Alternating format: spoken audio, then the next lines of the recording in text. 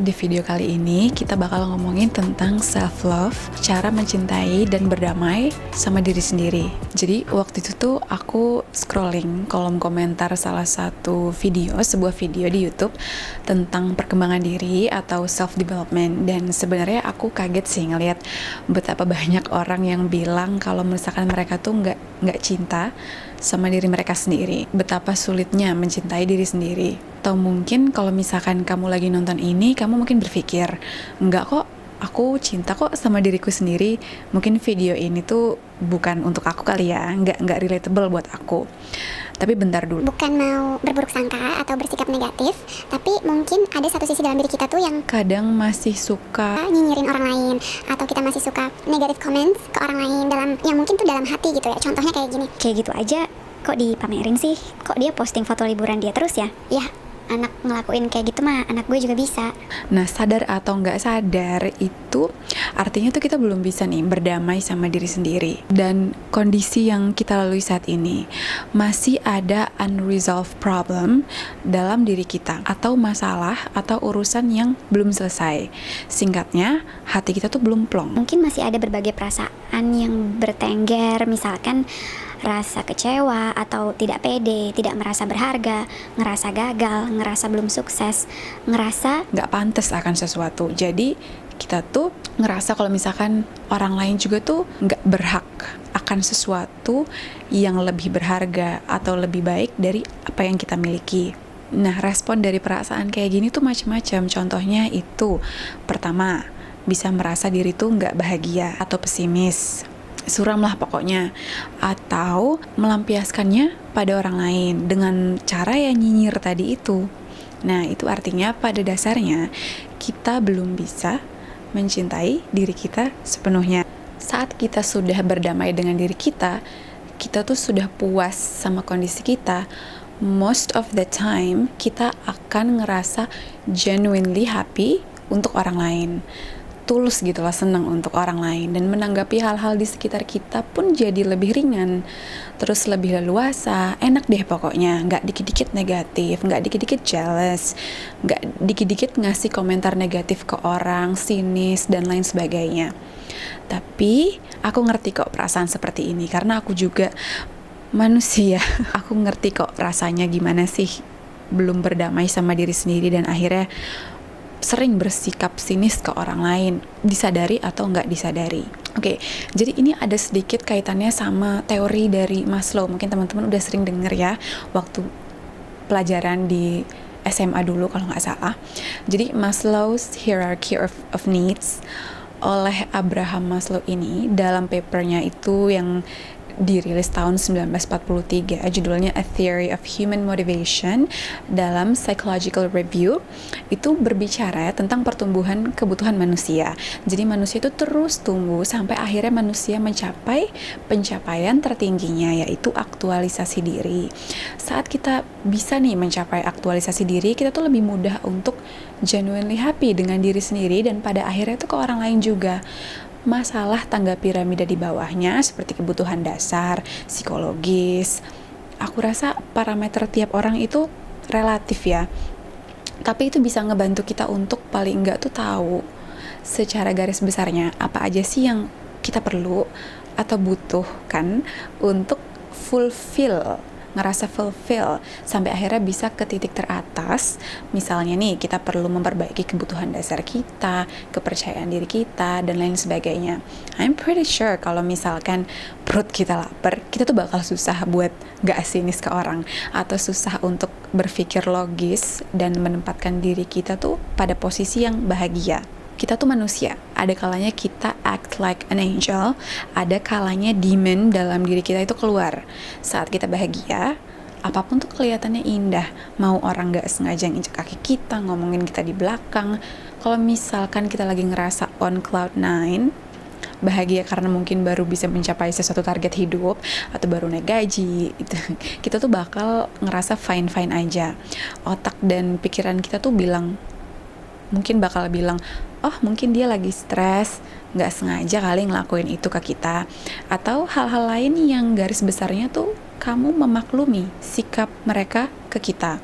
Bisa karena kamu lagi happy, bisa karena kamu lagi di posisi ideal, di mana pikiran kamu bisa terbuka untuk berempati sama orang lain. Dan teman-teman ingat, you need to be okay or happy in order to have empathy, aka be nice. Oke, selanjutnya adalah relasi bahagia atau hubungan antara bahagia dan berdamai dengan diri sendiri dengan self love. Jadi garis besarnya kan teman-teman udah bisa mulai kelihatan kan, untuk mulai lebih sering berada di kondisi yang baik-baik aja, untuk kemudian kamu pun bisa genuinely baik ke orang lain. You need to be happy more often. Kamu harus lebih sering berbahagia. But guys, being happy and nice itu tuh nggak cuma untuk kebaikan orang lain. Selain itu bisa jadi pahala dan ngurangin dosa, itu baik juga untuk kesehatan mental dan fisik kita. Nah, berdasarkan riset nih yang dipublikasikan di International Journal of Psychophysiology, tekanan darah itu tuh bisa naik saat kita sedang berargumen yang menimbulkan rasa frustasi. Jadi setengah jam berantem sama pasangan aja itu tuh bisa menurunkan kemampuan tubuh untuk menyembuhkan diri sendiri nih dari penyakit selama tuh minimal sehari. Jadi pertengkaran yang panjang, hebat, dan sering itu juga bisa dikaitkan dengan berbagai penyakit lain. Contohnya tuh penyakit jantung, radang sendi, diabetes, dan kanker. Sedangkan jatuh cinta itu bisa meningkatkan tingkat faktor pertumbuhan syaraf untuk 1 tahun. Zat yang seperti hormon ini tuh bisa ngebantu untuk memulihkan sistem syaraf dan juga meningkatkan memori dengan memicu pertumbuhan sel otak baru. Nah, ini juga nih bisa datang dari perasaan yang dicintai, puas, atau content, termasuk efek menenangkan dalam tubuh dan pikiran. Nah, cinta di sini juga bisa nih untuk diri sendiri. Jadi saat kamu cinta nih sama diri kamu sendiri, kamu akan ngerasa tenang, kamu akan ngerasa puas, hati yang gak dengkian, terus gak dendaman, gak dikit-dikit marah, hati yang ikhlas, terus juga itu akan membawa kebaikan bagi orang lain. Apalagi untuk diri kamu sendiri. Nah, sudah mulai jelaskan kalau misalkan salah satu cara untuk lebih menerapkan self-love atau mencintai diri sendiri itu menjadi, salah satunya adalah menjadi orang yang lebih bahagia. Nah, sekarang nih gimana sih caranya untuk bikin bahagia dan cinta sama diri sendiri? Pertama, ingat dulu, self-love itu bukan keegoisan. Saat kamu cinta diri sendiri, kamu gak punya masalah yang unresolved, semuanya udah selesai, kamu pun gak harus buat orang lain ngerasakan keburukan dalam diri yang mungkin kadang tuh kita gak sadari kita lakukan. Kamu akan lebih baik ke orang lain. Jadi self-love itu tuh bukan sebuah perihal yang egois ya. Self-love itu nyangkut, masuk. Yang pertama itu adalah self-awareness. Oke, jadi self-awareness tuh seperti ini. Tahu kenapa kamu marah itu nggak akan ngebuat kamu berhenti marah, ya kan? Kamu tahu kenapa kamu marah, tapi itu nggak serta-merta membuat kamu marah. Coba itu membuat kamu tahu gimana cara meresponnya.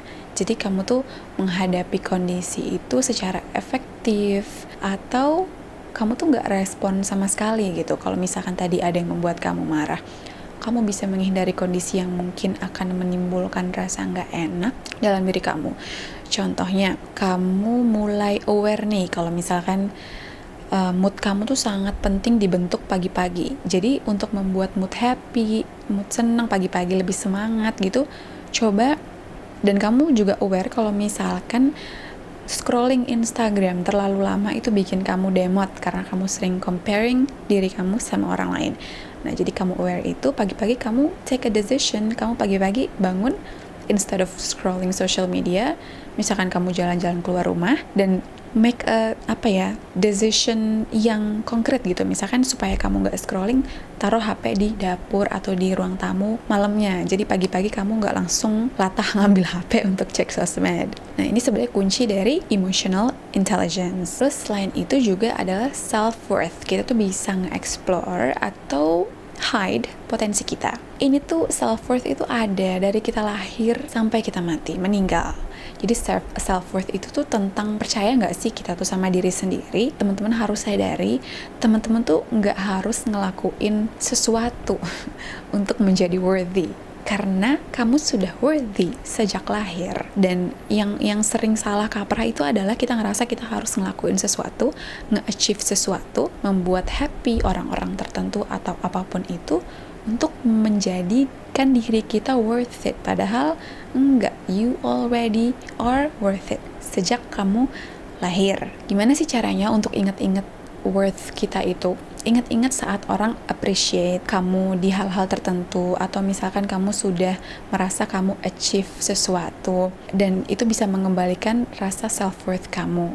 Menurut aku ini lebih mudah karena kita tuh bisa membayangkan sesuatu yang konkret gitu ya, yang benar-benar ada, daripada hal-hal yang nggak ada atau abstrak gitu kan. Kemudian selanjutnya itu adalah self-esteem. Self-esteem itu kepercayaan diri ya, lahir tuh dari self-worth. Lahir dari self-worth itu percaya kalau misalkan kita tuh valuable, berharga. Self-worth itu nggak ada hubungannya sama achievement, tapi self-esteem tuh lebih ada hubungannya kepada achievement. Jadi memang kamu tuh naikin dulu nih self-worth-nya untuk menaikkan self-esteem. Jadi memang berhubungan. Dan ingat, kamu tuh nggak harus menjustifikasi eksistensi kamu. Kadang kamu tuh ngerasa you need to accomplish sesuatu untuk ngejustifikasi eksistensi kamu. You don't need to do that. Sadari itu dan ya udah, live your life. Jadi ada sih hal-hal yang bisa kita lakuin. Nah, terus selanjutnya itu adalah lebih ke self-care. Self-care itu sifatnya lebih ke fisik gitu ya. Contohnya mandi pagi hari, terus makan balanced diet yang teratur, ngelakuin hal-hal yang kita suka, misalkan olahraga, jalan-jalan, traveling once in a while, atau bahkan mungkin nonton Netflix kalau teman-teman suka. Nah, oke, jadi begini. Kan kita diomongin sih gampang ya, tapi realitanya kan masih banyak yang bilang kalau misalkan self love tuh susah gitu, susah untuk mencintai diri kita sendiri. Mungkin karena konsepnya abstrak, atau lebih sering tuh karena orang tuh nggak mau duduk tenang dan bicara dengan diri mereka sendiri. Coba untuk cari tahu gitu, kayak explore lebih dalam diri mereka sendiri. Kalau misalkan kamu nggak mau berusaha untuk ngomong sama diri sendiri, kita nggak akan ngedefine apa-apa, dan kita tuh nggak bisa mencari solusi gimana caranya untuk lebih mencintai diri sendiri. Jadi coba untuk terbuka sama diri sendiri dulu, akui dulu hal-hal yang mungkin sebelumnya tuh susah untuk diakui di dalam diri sendiri. Apa yang kurang dengan kita, apa yang salah dengan kita. Untuk bisa menyelesaikan suatu masalah, kita harus bisa ngedefinisikan dulu apa masalahnya. Nah, kita tuh udah terbiasa nih sama hal-hal atau orang-orang tertentu yang mungkin itu tuh nggak baik untuk kita. Contohnya adalah toxic partner, toxic habit, dan lain sebagainya. Masalah toxic ini butuh video lain sih untuk dibahas.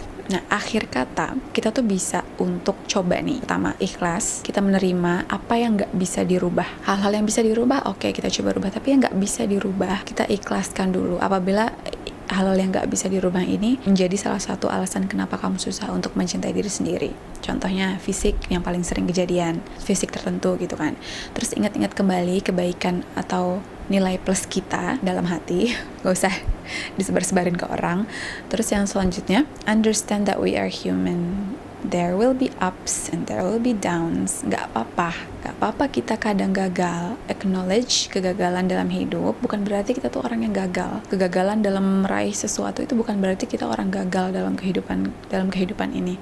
Fokus ke pencapaian pekerjaan kamu.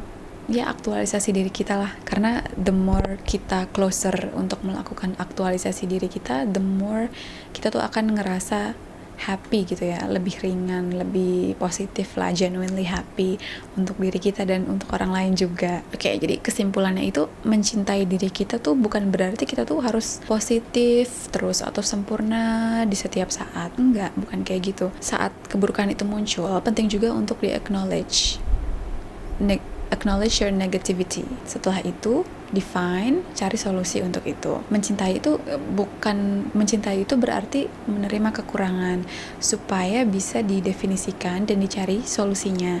Kalau kita selalu memaksakan positivity ke dalam diri kita, jadinya malah toxic positivity. Diri kita yang di dalam tuh jadi ngerasa nggak didengar gitu loh, nggak dianggap dan di-ignore. Yang ada tuh malah create more unresolved problem. Jadi unresolved problemnya itu malah makin banyak, makin intens. Kita tuh harus love wisely, hargai dinamika yang ada di dalam diri kita. Tapi penting juga nih untuk tahu fitur-fitur dari self-love tadi yang udah aku jelasin sebelumnya, kayak self-awareness, terus juga self-worth, self-esteem, self-care, trust. Yang terakhir, trust your instinct at the moment yang kamu tuh nggak terlalu suka gitu untuk menghadapi. Nah teman-teman semuanya, itu tadi sharingan aku singkat tentang self-love, gimana sih caranya untuk berdamai dengan diri sendiri, mencintai diri kita sendiri, dan pada akhirnya pun kita juga jadi lebih baik ke orang lain, setelah ke diri kita sendiri juga tentu aja. Kayak gitu sih, dan generally itu bisa ngebuat hidup kita jadi lebih berarti, lebih damai, lebih indah. Makasih banget udah nonton sampai selesai video ini. I really do appreciate your time. I'll see you in the next video. Ciao!